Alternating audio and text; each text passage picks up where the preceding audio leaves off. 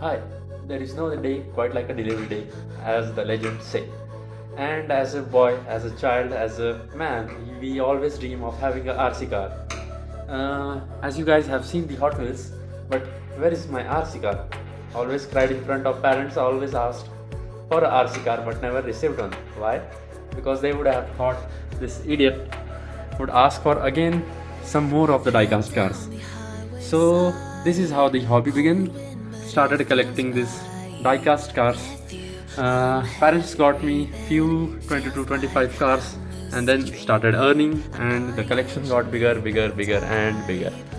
But where is that missing RC car until today? I can't be speeding. I'm taking it